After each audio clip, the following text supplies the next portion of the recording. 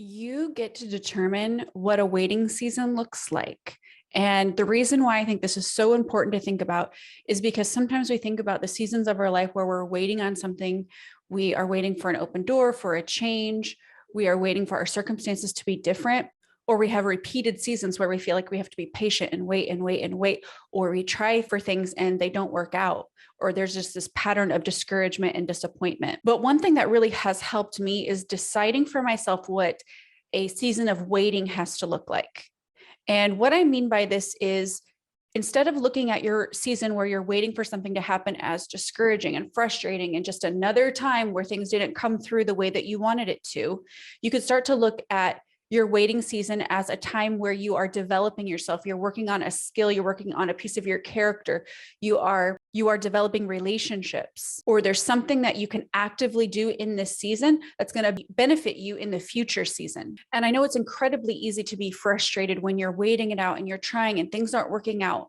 But I have found I get more traction and I find more use out of seasons of waiting when I'm in them by choosing what those seasons look like for me.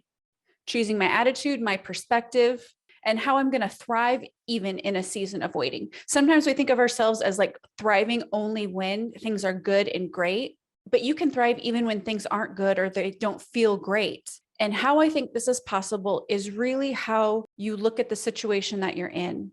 And not just about the mindset stuff, because I know sometimes it's easy to write that off like, oh, it's just mind stuff. It means nothing because it doesn't affect my circumstances. But choosing for yourself that you're going to enjoy this season that you're in versus waiting for it to end, because I guarantee you the next season that you get into, life isn't going to be perfect. There's still going to be problems. In fact, there could be a problem in your next season that feels just as daunting as the problem you're facing in this season.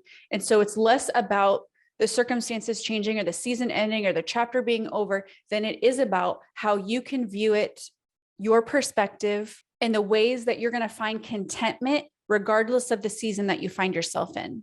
And I will not mince words in the fact of this is tough stuff. It is so not easy. Maybe it's been easy for other people, but it certainly hasn't been easy for me. I feel like I have had so many years where there was just such a layer of discontentment that blanketed my life or my circumstances. And it's been years and years and years of me battling through that to decide for myself that it doesn't matter if I'm in a waiting season or where things are going well or whether doors are opening for me. I'm going to decide for myself what this season looks like for me. Maybe it means that I am side hustling certain things while I wait for the bigger doors to open for me. Maybe it means that I'm developing myself in some way. I'm doing a course or I'm just diving deep in scripture and the word and I am developing myself in that way. Maybe it means I'm focusing on my family right now. Maybe my family needs me more deeply in this season, so I'm focusing there.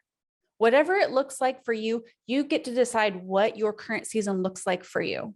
So in all of the discouragement of a waiting season or a frustrating time or challenge that you might be facing, I would love for you to comment. Tell me how you have been able to thrive during challenging seasons.